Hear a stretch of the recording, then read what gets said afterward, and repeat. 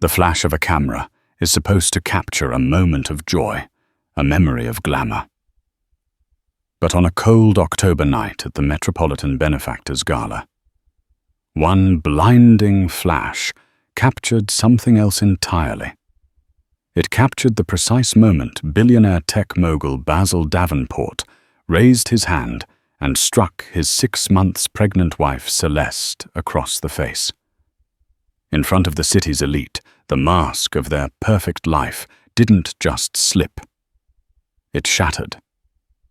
Later that night, as Celeste nursed her wounds in their silent mansion, Basil left with his beautiful mistress. He thought he was escaping a moment of bad press. He thought he was choosing a new life. He had no idea he wasn't just leaving his wife. He was walking straight into the arms of total ruin. The air in the grand hall of the museum was thick with the scent of money and hothouse flowers. It was a suffocating perfume, a blend of expensive colognes, vintage champagne, and the collective self-satisfaction of New York's 1%. This was the Metropolitan Benefactors Gala, the undisputed pinnacle of the city's philanthropic calendar. For Basil Davenport, it was not a party. It was a hunting ground. At 34, Basil was the founder and CEO of Aura Innovations, a tech behemoth that had revolutionized personal data security. He was ferociously smart, ruthlessly ambitious, and possessed a charisma so potent it could bend reality to his will. Tonight, his prey was Brendan Pierce, the grizzled old money titan behind Pierce Capital.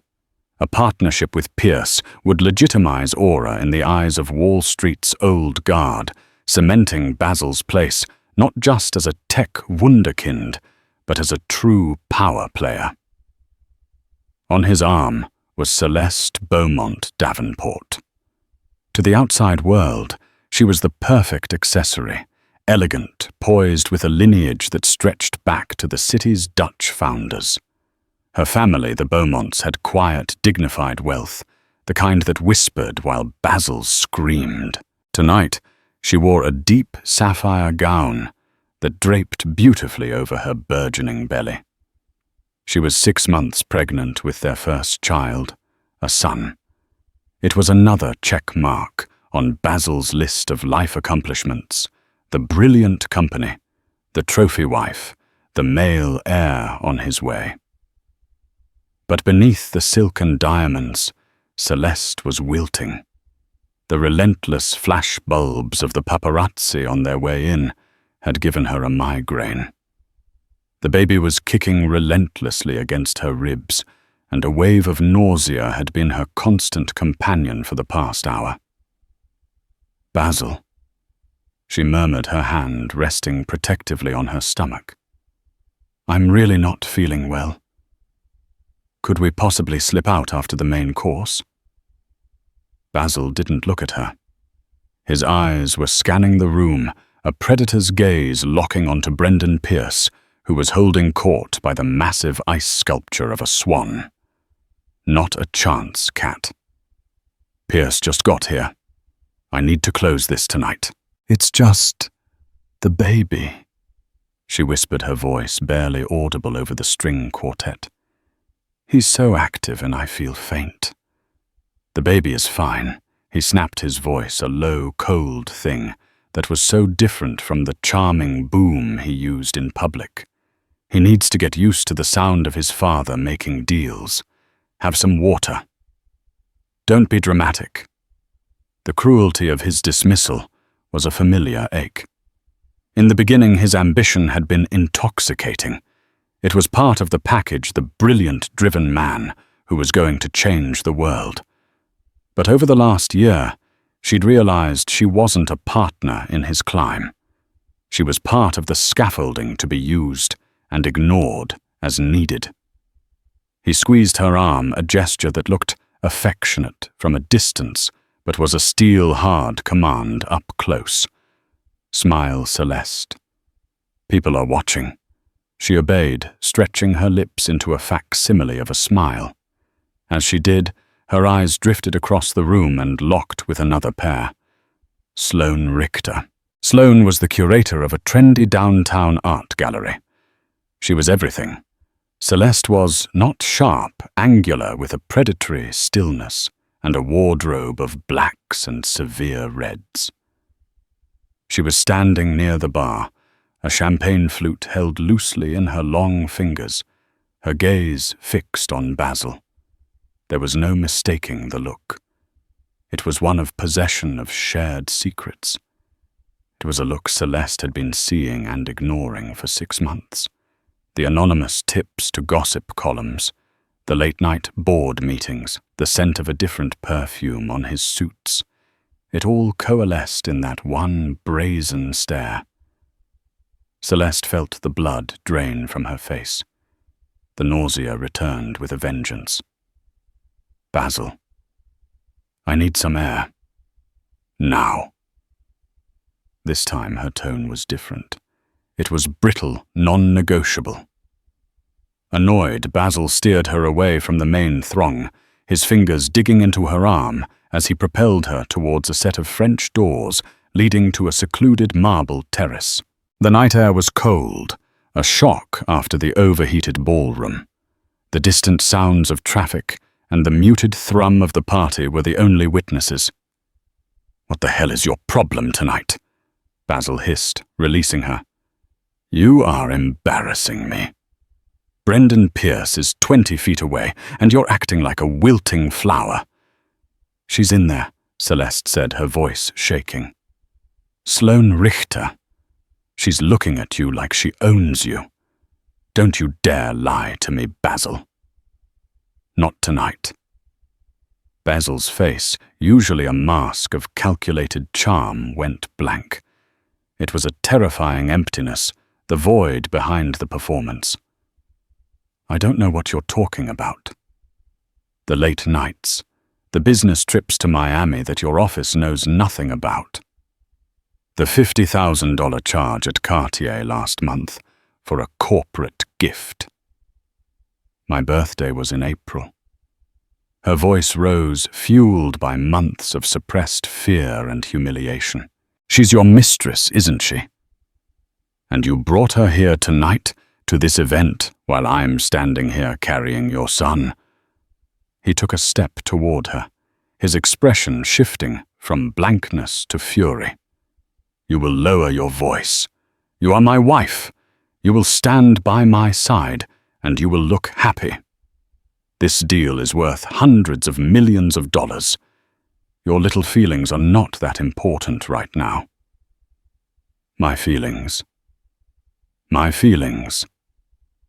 Tears streamed down her face, now hot and angry.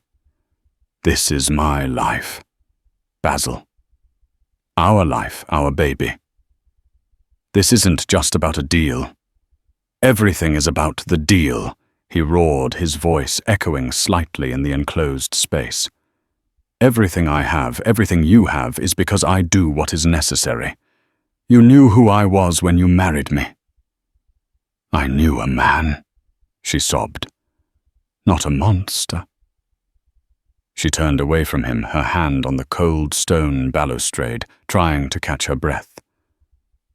And then it happened. In a motion that was shockingly fast, he grabbed her shoulder, spinning her around. His face was contorted, a mask of pure, undiluted rage. And he slapped her. It wasn't a tap. It was a full, open-palmed strike that cracked through the night air. The force of it snapped her head to the side, the sting so sharp it felt like fire. A diamond earring, a Beaumont heirloom, flew from her ear and skittered across the marble floor. For a moment, there was absolute silence. Celeste's hand flew to her cheek, her mind struggling to process the raw physical violation. The shock was more profound than the pain. This was a line that could never be uncrossed. Basil stared at his hand, then at her, a flicker of something panic regret in his eyes.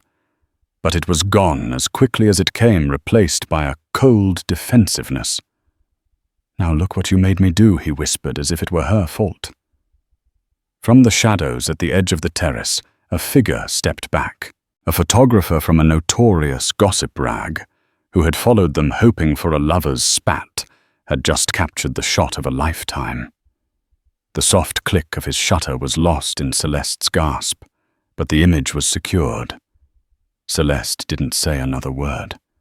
She looked at the man she had married, the father of her unborn child, and saw a complete stranger. The love, the hope, the future she had imagined, it all evaporated in that single, violent moment. Without looking back, she turned, pushed past the heavy doors, and walked back into the gala.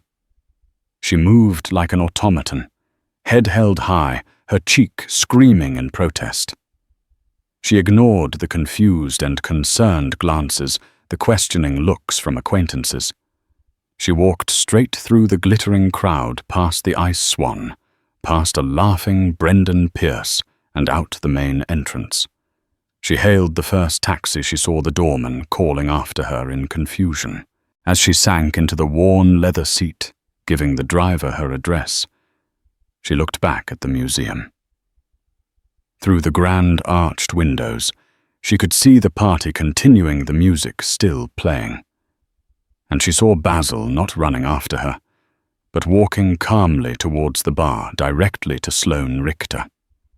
He said something to her, and Sloane placed a perfectly manicured hand on his arm. They turned and walked together, not towards the exit, but deeper into the party. The slap was the attack. His decision to stay with his mistress was the verdict. He had made his choice. And as the taxi sped away into the cold New York night, Celeste knew she had to make hers. The ride to their Fifth Avenue penthouse was a blur of streetlights and tears. The taxi driver, a kind man with worry in his eyes, kept glancing at her in the rearview mirror, but said nothing.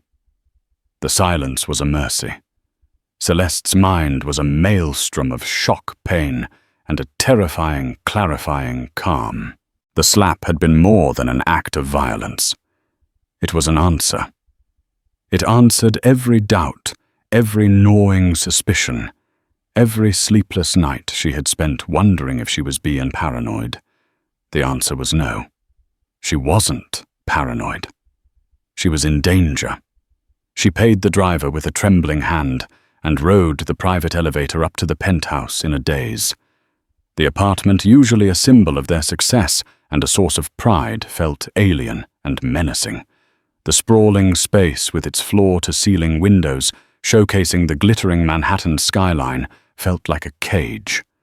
Every object, the abstract paintings Basil had bought at Sloane's recommendation, the sleek Italian furniture, the crystal glasses seemed to mock her. Her cheek throbbed with a dull, persistent ache. In the massive marble-clad bathroom, she stared at her reflection. A faint red handprint was already beginning to bloom on her pale skin. It was the brand of his ownership, his rage. But looking into her own eyes, she saw something new stirring amidst the hurt, a flinty resolve. It was the protective instinct of a mother. It wasn't just her she had to save anymore. Her first instinct was to call her parents, but she dismissed it. They would be loving and supportive, but they were traditionalists. They would counsel therapy, reconciliation, keeping the family together. They wouldn't understand the finality of what had happened on that terrace. There was only one person who would. She picked up her phone and dialed. Her older brother, Nathan Beaumont, answered on the second ring. "Nate." Her voice cracked. "Kat, what's wrong? You sound awful." Nathan was a corporate lawyer, pragmatic and fiercely protective of his younger sister. He'd never fully trusted Basil, viewing his meteoric rise with a healthy dose of old money skepticism. "I need you to come here," she said, her voice dropping to a whisper, as if the apartment itself had ears. "Something's happened." "Something bad?" I'm on my way." He didn't ask for details. The raw fear in her voice was enough. While she waited, Celeste moved with a strange, purposeful energy. The daze had been replaced by a chilling clarity. She couldn't stay here. Basil would come home eventually, perhaps in a few hours, perhaps in the morning. He would be armed with apologies that sounded like accusations, with gifts that felt like bribes. He would gaslight her, tell her she was overreacting, that she had provoked him. He would promise to change. He had done it before, after vicious verbal arguments. But this was different. He had crossed a physical line. The next time, it could be worse. The next time, the baby could be in the way. That thought galvanized her. She went into their bedroom, the king-sized bed looking cold and vast. She ignored her own closets, filled with designer clothes that felt like a costume. She went to the antique chest at the foot of the bed, where she kept her personal things, the items that were truly hers. She pulled out a sturdy leather duffel bag. Into it went her passports, personal and diplomatic. She added a small velvet pouch containing the jewelry her grandmother had left her, pieces that had value beyond their price tag. She remembered the emergency cash she kept hidden in a copy of Pride and Prejudice. She retrieved it, nearly $10,000. She packed a few simple, comfortable outfits, toiletries, and the prenatal vitamins she couldn't afford to miss. Her hand hovered over the silver-framed photo on her nightstand, a picture of her and Basil on their honeymoon in Positano. He was laughing, his arm around her, the sun catching the light in his eyes. For a moment, a wave of grief washed over her for the man she thought she had married. With a steady hand, she placed the photo face down. That man was gone. Or perhaps he had never existed at all. Then she thought about technology. Basil was a tech god. He could track her phone, her credit cards, the EZ pass in her car. She walked into the kitchen, located her purse, and took out her phone and her wallet. She took out her driver's license and the cash, leaving the credit cards and the phone on the polished granite island. A digital leash. She was cutting it. When Nathan arrived, he took one look at her face, and his own hardened into a mask of cold fury. He did this, Nathan stated, his voice dangerously quiet. Celeste just nodded, the tears threatening to return. "Where is he? He's still at the gala." With her. The confirmation hung in the air. Nathan's jaw clenched. "Okay, here's what we do. The Beaumont family has a small, secluded cottage in the Catskills. No one outside the immediate family even knows we still own it. It's rustic, but it's safe. There's no landline and cell service is spotty at best. We'll go there. Tonight. What about my car? Leave it. We'll take mine. Did he have a tracker on your car?" "I don't know," she admitted. "He's paranoid about security. It's possible. We assume he does." Nathan said, his lawyerly mind kicking into gear. "We take nothing that can be tracked. You were right to leave the phone. Did you pack?" She pointed to the duffel bag. He hefted it. "Good. Is there anything else? Any documents? Anything you might need?" Her mind raced. Documents. In Basil's home office there was a safe. She knew the combination, their wedding date. Inside were their marriage certificate, birth certificates, property deeds. She also knew he sometimes kept sensitive work files there. Things he didn't trust to his company's servers. "His office," she said. "The safe." Nathan nodded. "Get what you need. Quickly."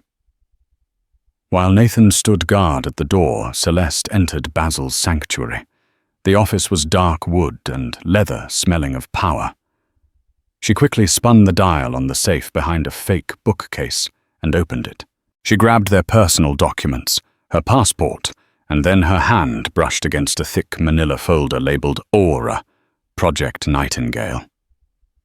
Curiosity, or perhaps some deeper instinct, made her grab it. It was heavy, filled with financial statements and internal memos. She didn't know why she took it, only that it felt important. She shoved the folder into her duffel bag. "Ready?" Nathan called softly.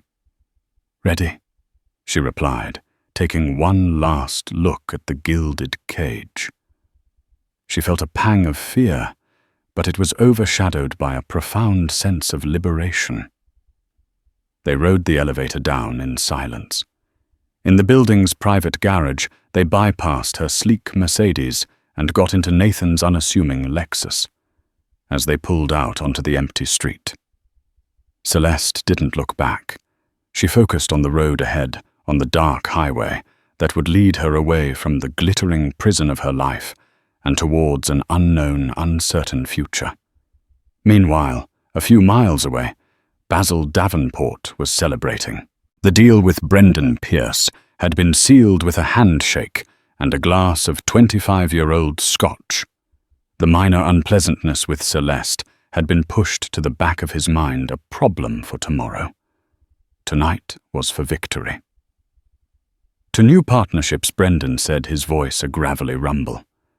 To the future, Basil replied, raising his glass. Sloane was by his side, her presence a warm, thrilling counterpoint to Celeste's coldness. "Heard you had a little domestic drama earlier," she purred into his ear after Pierce had walked away. "She's emotional."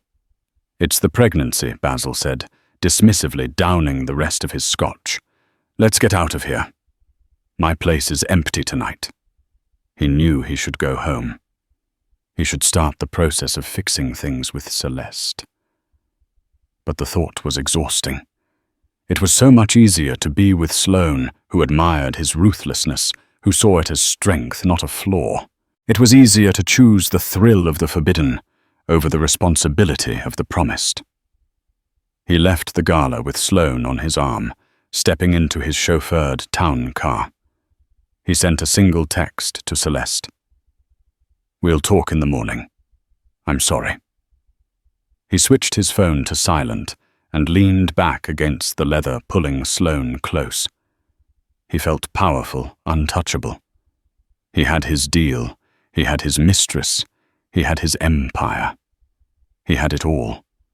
He had no idea that at that very moment, his wife was driving north, carrying not only his son, but a folder full of secrets that had the power to burn his entire world to the ground. He thought the night was an ending. He didn't realize it was just the beginning of his. Basil woke with a dull headache and the sour taste of expensive Scotch in his mouth. Sunlight streamed through the floor-to-ceiling windows of Sloane's Tribeca penthouse, a stark, minimalist space that felt as cold as it looked. Sloane was still asleep beside him, a tangle of black hair and pale limbs. For a moment he felt a surge of triumph. This was the life uncomplicated, passionate modern. Then the memory of the previous night flooded back, not the triumphant deal, but the ugly scene on the terrace. The slap, the look on Celeste's face, the way she walked away.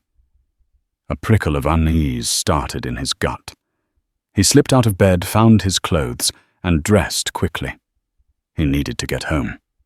He needed to manage this. He'd buy her a new piece of jewelry, something extravagant. A bracelet from Van Cleef and Arpels. He'd apologize, layering on the charm, making her believe it was a one-time aberration born of stress. He'd done it before. He could do it again. Leaving so soon? Sloane's voice was husky with sleep. "I've got to get home. Deal with the fallout," he said, not looking at her. "Let her stew for a while," Sloane suggested, stretching languidly. "Shows her who's in charge." Her casual cruelty, which had seemed so edgy and exciting last night, now felt cheap. He ignored her and left the click of the heavy apartment door echoing behind him. When he arrived at his own penthouse, an unnerving silence greeted him. Celeste. He called out his voice, sounding hollow in the cavernous space. No answer. He walked through the apartment. The bed was made, but it was the work of their housekeeper, not Celeste. It hadn't been slept in.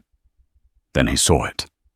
On the kitchen island, placed dead center, was her smartphone. Beside it, her wallet emptied of her license and cash, but with all her credit cards fanned out in a neat, mocking display. Panic, cold and sharp, seized him. This wasn't Celeste's usual silent treatment. This was a statement. This was a planned departure. He raced to their walk-in closet. Her clothes were all there. But then he checked the antique chest at the foot of the bed. Her duffel bag was gone. Her passports were gone. Her grandmother's jewelry was gone. He called her phone, knowing it was useless but needing to do something. It rang on the counter in front of him. He called her brother. Nathan picked up immediately. "Where is she, Basil?" demanded, his voice tight with fury and fear. "She's safe." Nathan's voice was ice. "Which is more than I can say for you if you ever come near her again." "You have no right to interfere in my marriage," Basil roared. "You forfeited your rights as a husband on that terrace last night, you son of a bitch. Stay away from my sister. This is your only warning." The line went dead. Basil stood in the silent kitchen, his heart hammering against his ribs. This was spinning out of his control. He immediately called his head of PR, a ruthless operator named Jessica. "We have a situation," he said, pacing. "Celeste and I had a public argument last night. She's left. We need to get ahead of this. Draft a statement. Mr. and Mrs. Davenport are taking some personal time apart. They ask for privacy during this difficult time." "Something like that. Already on it," Basil, Jessica said, her voice strained. "But you might want to look at the front page of Gossip Hive."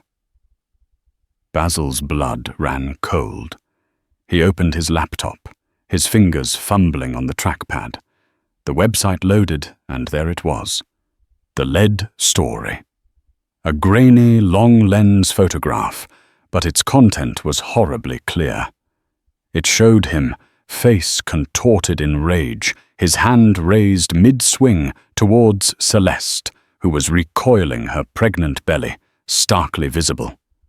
The headline was a sledgehammer billionaire bully tech mogul, Basil Davenport, strikes pregnant wife at charity gala.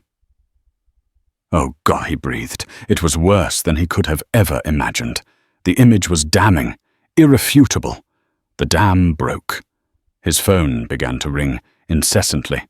It was his COO, then the chairman of his board, then his mother. He ignored them all. He watched in real time as the story exploded across social media. #Basil Davenport eyes over. Justice for Celeste. The hashtags were trending worldwide within the hour. An email pinged. It was from Brendan Pierce's assistant. The subject line, "Termination of Intent." The body of the email was brief and brutal. In light of the recent disturbing reports and pursuant to the character and reputational risk clause in our preliminary agreement, Pierce Capital is hereby withdrawing its offer of partnership. We will not be doing business with you or Aura Innovations. The deal was dead. Hundreds of millions of dollars gone. His reputation incinerated. He sank into a chair, the skyline in front of him, seeming to mock his downfall. Meanwhile, 3 hours north in a rustic pine-scented cottage overlooking a placid lake, Celeste Beaumont watched the same story unfold on Nathan's laptop. She felt a strange, detached sense of vindication. The world now saw the man she had seen on the terrace. The validation was a cold comfort, but it was comfort nonetheless. "The board will be in full panic mode," Nathan said, scrolling through the furious online commentary. "Aura's stock is going to take a nosedive when the market opens." Good Celeste said, her voice flat.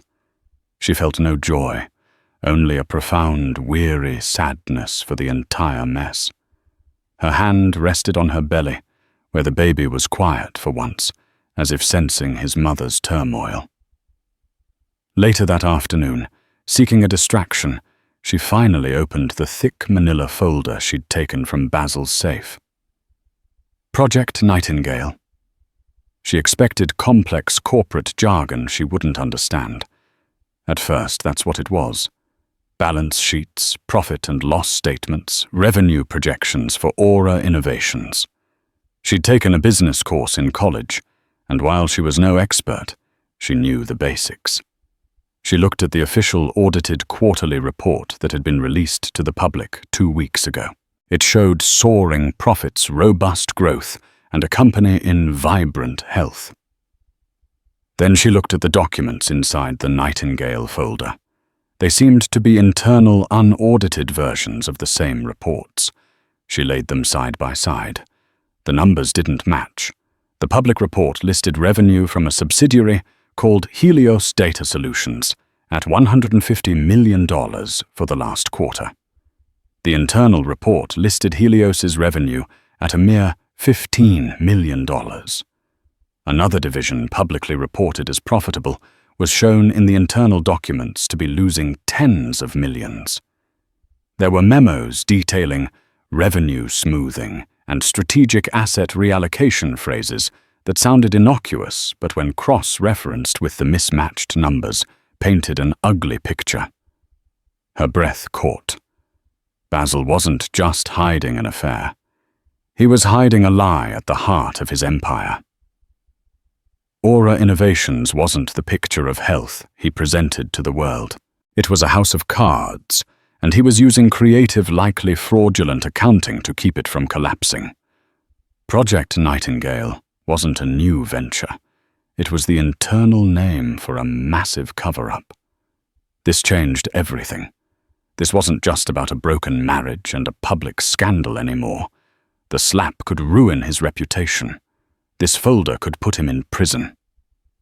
She looked up from the papers, her eyes wide, with the terrifying gravity of her discovery. She looked at her brother, who was on the phone, likely with their family's lawyers. "Nate," she said, her voice trembling slightly. "You need to see this." She held up 2 financial statements, the public lie and the private truth. "I think Basil is committing fraud." Nathan hung up the phone. He walked over and took the papers from her. His legal mind absorbed the discrepancies far faster than hers had. He traced the numbers with his finger, his expression growing grimmer with each line. "My God." "Kat," he whispered, looking up at her.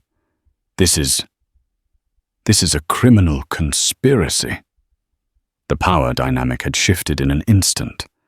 Celeste was no longer just a victim fleeing an abusive husband. She was now the sole possessor of the evidence that could destroy him utterly and completely. The choice of what to do with it was now hers alone. The days that followed were a blur of enforced tranquility and strategic planning. The Catskills cottage became Celeste's sanctuary and war room. While the world outside feasted on the drama of her marriage, she and Nathan were plotting a very different kind of battle. The initial shock of discovering Basil's fraud had given way to a cold, hard resolve. "You have 2 options," Nathan explained after spending a full day poring over the Project Nightingale files with a forensic accountant he trusted implicitly. Option 1. We use this as leverage for the divorce. We go to his lawyers, show them a glimpse of what we have, and demand a settlement that sets you and the baby up for life in exchange for your silence and a non-disclosure agreement. thicker than a phone book. Celeste considered this. It was the safe path. It would mean a quiet-end financial security and no more public drama. But the thought of Basil getting away with it, of him continuing to lie to his investors, his employees, and the world, stuck in her throat. The slap hadn't just been an attack on her. It had been an expression of his belief that he was above consequences.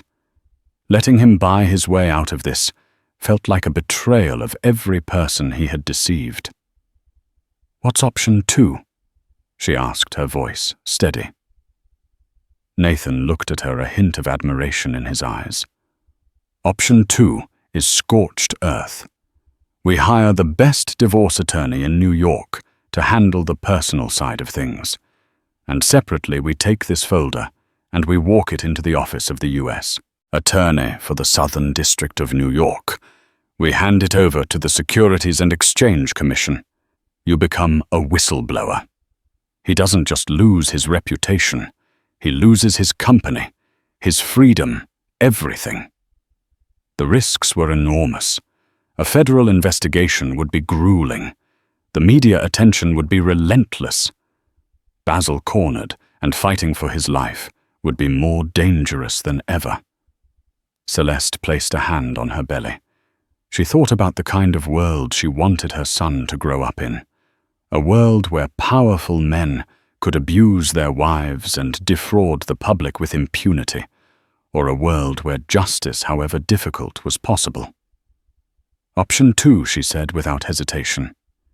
"He needs to be stopped, not just for me, but for everyone he's been lying to." Nathan nodded slowly. "I was hoping you'd say that. I've already made a call." The following week they drove back to the city under the cover of darkness for a single meeting. They didn't go to a flashy midtown law office. Instead, Nathan took her to a discreet brownstone in the West Village, the office of Diana Albright. Diana was in her late 50s, with sharp, intelligent eyes and an air of unflappable competence. She wasn't a celebrity divorce lawyer. She was a former federal prosecutor who now specialized in complex, high-stakes litigation. She listened to Celeste's story without interruption, her expression unreadable. She reviewed the contents of the Project Nightingale folder, her focus intense. When she was done, she closed the folder and looked at Celeste.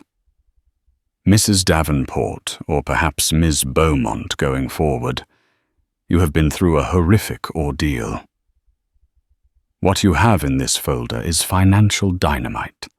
The SEC will launch a major investigation based on this. People will go to jail. Your husband will be at the top of their list." She laid out the plan. "We will operate on 2 separate tracks. Track 1 is your divorce. We will file quietly, citing irreconcilable differences. We will handle all communication. You will not speak to him. Track 2 is the whistleblower action. I will package this evidence and deliver it to my former colleagues at the SDNY through the appropriate channels.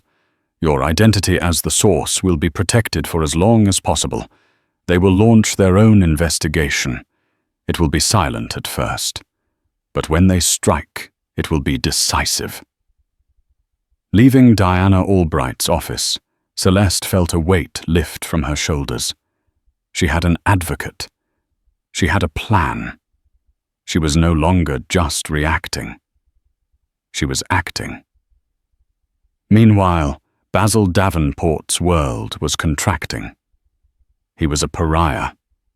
He was uninvited from boards, his country club membership was under review, and old friends suddenly stopped returning his calls. Aura's stock had plummeted over 40%, erasing billions in value. He was trapped in the penthouse, a prisoner of his own infamy, living on takeout and whiskey. His initial attempts to control the narrative had failed spectacularly. His PR-drafted apology, full of corporate speak about a private matter and a moment of intense pressure, was torn to shreds online as a non-apology. His obsession turned from damage control to finding Celeste. He needed to see her, to talk to her, to manipulate her. He was convinced he could still fix it if he could just get in a room with her.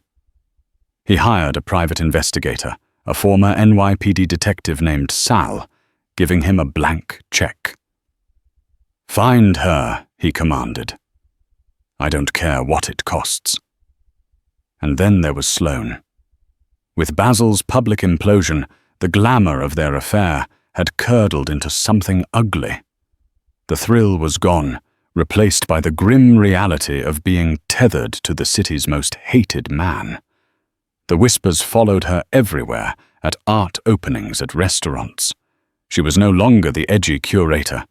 She was the home wrecker who had consorted with a wife-beater. Basil, in his paranoia, became suffocating. He'd call her a dozen times a day, demanding to know where she was, who she was with. His charm had been replaced by a raw, desperate neediness that disgusted her. The powerful man she had been drawn to was gone, replaced by a whining, cornered animal. What Basil didn't know was that Sloane had secrets of her own. Her affair with him hadn't just been about passion or status, it had also been about information. For the past year, she had been a paid informant for his chief rival, Brendan Pierce. Pierce, with his old money cunning, knew that a direct corporate espionage attempt on a company like Aura would be difficult. But a personal vulnerability was a different story. He had identified Sloane as a weak point, someone ambitious and amoral enough to be useful. She had fed him tidbits about Aura's internal struggles, product timelines, and Basil's volatile temperament, all for a very generous monthly retainer. She had been at the Gala on Pierce's dime, instructed to keep an eye on Basil and report back. The slap had been an unexpected bonus for her employer. Now, with Basil's empire crumbling, Sloane saw her opportunity. Her loyalty was not to Basil, but to herself. She made a call. "Brendan," she said, her voice smooth as silk. "I think Basil is in more trouble than anyone realizes. He's hiding something big at Aura, something financial. If you want the keys to the kingdom, I think I can get them for you, but it's going to cost you a lot more than our usual arrangement." While Celeste was building a case based on truth, Sloane was preparing to sell a betrayal based on lies and stolen information. Two women, both scorned in their own way, were preparing to deliver the final blows to Basil Davenport. He was hunting for his wife, completely unaware that he was the one being hunted from all sides. The quiet war was about to become very, very loud. The autumn leaves in the Catskills had surrendered their fiery brilliance, carpeting the damp earth in a mosaic of gold and rust. For Celeste, the transformation mirrored her own.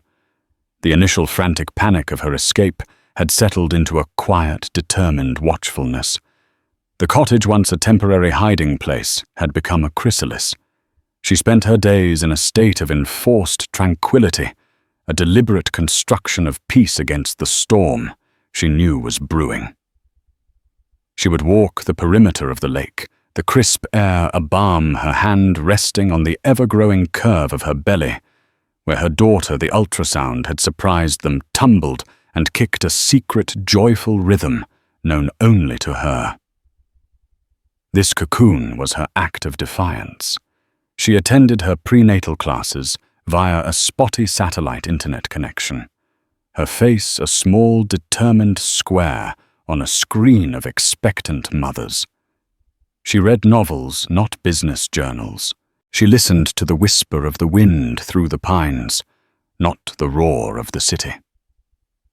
Diana Albright's formidable legal team formed a firewall around her, handling the world so she could focus on the one she was building inside her.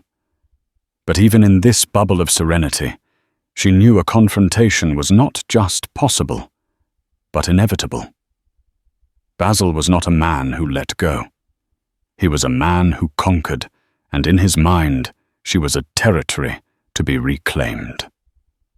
Basil, meanwhile, was a predator denied his kill. The city had become his cue. His Fifth Avenue penthouse, once a monument to his power, now felt like a mausoleum. Each ringing phone was a new attack. Each news report a fresh humiliation. His obsession, once focused on building an empire, had narrowed to a single burning point: finding Celeste. He saw her not as a woman he had wronged, but as the architect of his downfall. She had stolen his future, his legacy, and he needed to take it back. When the private investigator Sal finally called with the location, a jolt of feral energy shot through Basil. "Got her?" Sal's voice crackled. "Lakefront cottage, off Route 28. Very private." The words were a key, turning a lock in his mind, releasing the rage he had been nursing for weeks. He didn't think he just moved. He grabbed the keys to his Porsche, the engine roaring to life in the sterile silence of the private garage. On the long drive north, he rehearsed his script. He would be calm at first, contrite. He would deliver the performance of a lifetime, the repentant husband desperate to save his family. He would make her see that her place was with him, that this foolish rebellion was hurting everyone, especially their child. Self-pity and righteous anger churned in his gut. How could she do this to him? After everything he had given her, the verdant, winding roads of the countryside were an affront, a symbol of the primitive world she had dragged him into. He was a king, and he was being forced to grovel in the mud. He arrived as dusk bled across the sky, casting long skeletal shadows from the pines. The Porsche, a blade of black steel and aggression, looked obscene parked next to Nathan's sensible Lexus. The sight of his brother-in-law's car only stoked his fury. He strode to the rustic wooden door and pounded on it, not like a visitor, but like a battering ram. The sound a violation of the evening's peace. The door swung open to reveal Nathan, a solid, immovable wall of quiet fury. His presence was an immediate and absolute denial. "Get out of my way," Nathan Basil snarled, his voice a low growl. "You're not welcome here, Basil." Nathan replied, his tone as cold and hard as the stone path beneath their feet. "You lost the right to be here. Turn around and leave." "I'm here to see my wife," Basil shot back, trying to shoulder his way past. It was like shoving granite. Nathan didn't yield an inch. His body braced his gaze unwavering. For a moment, the air crackled with the promise of violence. Two alpha males locked in a primal standoff on the threshold. Then, from the warmth within the cottage, Celeste's voice cut through the tension, calm, clear, and unexpectedly strong. "Nate, it's all right. Let him in." Nathan's jaw tightened. He looked back at his sister, his eyes filled with protest, before reluctantly stepping aside. His message was clear.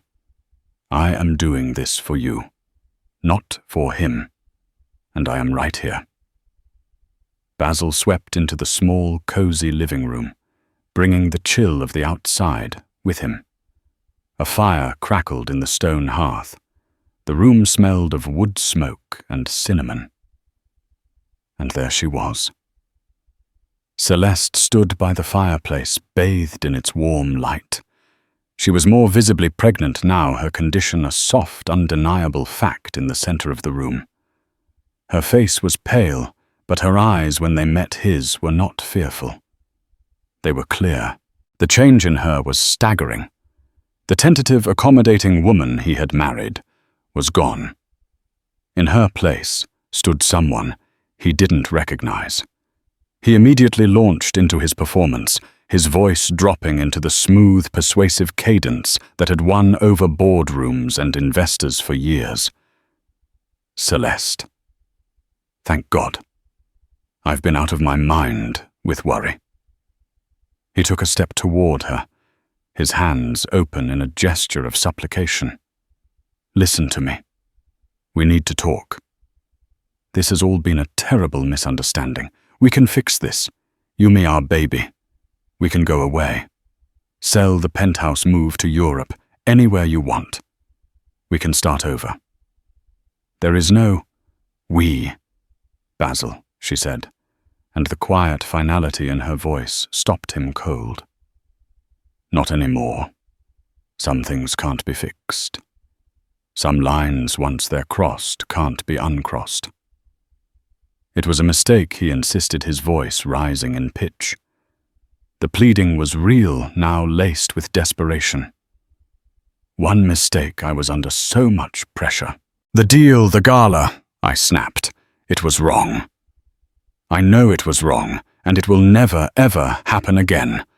I swear to you. She shook her head slowly, a gesture of profound, sorrowful negation. It wasn't a mistake, Basil. It was a choice.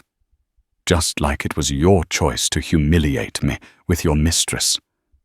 Just like it was your choice to stay with her that night instead of coming after me. You don't make mistakes. You make calculations. And when I no longer fit into your calculations, you struck me. She paused, letting the weight of her words settle in the silent room. And your choices go so much deeper than that. You've built your entire life on them. An entire empire. A flicker of confusion, then dawning horror crossed his face. What are you talking about, Project Nightingale? She said. The two words hung in the air, clinical and devastating. I know, Basil. I know about the fraud, the cooked books, Helios Data Solutions, the lies you told your investors, the SEC, the world. The blood drained from Basil's face. The room seemed to tilt on its axis. This was the nightmare scenario, the one secret that could not be managed by bought off with jewelry or smoothed over with charm. This was ruin. He stared at her, then at Nathan, who stood by the door like a sentinel. The trap was sprung. You went through my safe, he whispered the accusation, weak, pathetic. You left me no choice but to find a way to protect myself and my child. She countered, her voice unwavering. His panic, finding no other outlet, erupted into pure rage. The cornered animal was ready to bite. You're trying to blackmail me. Is that it? You and your ambulance-chasing brother think you can shake me down for a bigger settlement. He lunged, his face a twisted mask of fury, his hands reaching for her, as if he could physically snatch the knowledge back. Nathan surged forward, intercepting him with a heavy shove that sent Basil stumbling back. Don't you dare touch her! The two men were on the verge of a full-blown brawl when Celeste grabbed the TV remote from the mantelpiece. The screen, which had been mutely showing a cable news channel, flickered to life with sound. We are interrupting this program with breaking news, a grim-faced anchor announced. Federal agents with the Securities and Exchange Commission and the FBI are currently executing a raid on the Manhattan headquarters of the tech giant Aura Innovations. We are getting reports that this is part of a major months-long investigation into alleged securities fraud. The screen cut to live footage from a news helicopter. The gleaming Aura Tower, his monument to himself, was swarmed. Men and women in official jackets moved with purpose through the lobby, carrying empty evidence boxes. His employees, the brilliant minds he'd poached and cultivated, stood in stunned, helpless groups. The familiar red and blue ticker at the bottom of the screen showed the stock symbol Aura, followed by a catastrophic downward arrow and a number that was shrinking by the second. Basil stared, his mouth agape. His breath came in ragged gasps. It was over. It was all over. He had been so consumed by his personal grievance, so blinded by his pursuit of Celeste, that he had completely missed the real army massing at his gates, as if fate had one more cruel stroke to deliver. His phone buzzed in his pocket. He pulled it out, his hand trembling. An unknown number. He opened the message. It was a photograph, Sloane Richter and Brendan Pierce, their faces alight with triumphant smiles, clinking champagne flutes aboard a private jet. The background was lush, the moment was pure victory. Below the image, a single line of text from Pierce. Thanks for the tip. Business is business. BP. The final intimate betrayal. It wasn't just the wife he'd abused. It was the mistress he'd chosen. He had been played dismantled and discarded from all sides. He was a fool. A sound tore from his throat, a strangled guttural cry of absolute despair. It was the sound of a god becoming mortal of a king, watching his castle dissolve into the sea. His body seemed to crumple inward, the scaffolding of his arrogance gone. He sank to his knees on the hardwood floor, his head in his hands completely and utterly broken. Through the window, the peaceful twilight was fractured by flashing lights. Red and blue strobed across the room, painting the terrible tableau in frantic colors. The local police, alerted by Diana Albright to a volatile domestic situation involving a high-profile suspect, were pulling up the gravel driveway. Basil looked up from the floor, his wild eyes finding Celeste's. He saw no triumph there, no hatred, only a deep, devastating pity. In her gaze he saw his final judgment. He was no longer a monster to be feared, or a power player to be reckoned with. He was just a pathetic, ruined man. The siege was over. He hadn't just lost a battle. He had lost the entire world. In the end, Basil Davenport wasn't arrested in a high-stakes showdown in his boardroom, but in a quiet cabin in the woods, his final act not one of power, but of pathetic desperation. He faced a litany of federal charges for securities fraud, conspiracy, and obstruction of justice. The man who slapped his pregnant wife in a moment of arrogance found his empire dismantled not by the slap itself, but by the rot he had hidden beneath the surface. His mistress, Sloane Richter, walked away with a fat check from his rival, but found herself a social leaper, a cautionary tale of greed and betrayal in a city that values loyalty to power above all else. 6 months later, Celeste Beaumont, no longer a Davenport, gave birth to a healthy baby girl, whom she named Hope. She used the substantial court-ordered divorce settlement not to live a life of quiet luxury, but to establish the Beaumont Foundation for Economic and Domestic Survivors, a charity dedicated to helping victims of abuse find the financial independence they need to escape. She found that her greatest strength wasn't the name she had married into, but the name she was born with, and the new one she had earned mother. Her story serves as a powerful real-life reminder that the most glittering facades can hide the darkest secrets, and that true strength isn't about enduring abuse, but finding the courage to expose it, to fight back, and to build a new life not from the ashes of the old one, but on fresh, solid ground of your own making. If this story moved you, please hit that like button and share it with someone who needs to hear it. Don't forget to subscribe to our channel for more true stories of justice and resilience. Your support helps us continue to bring these important narratives to light. Thank you for listening.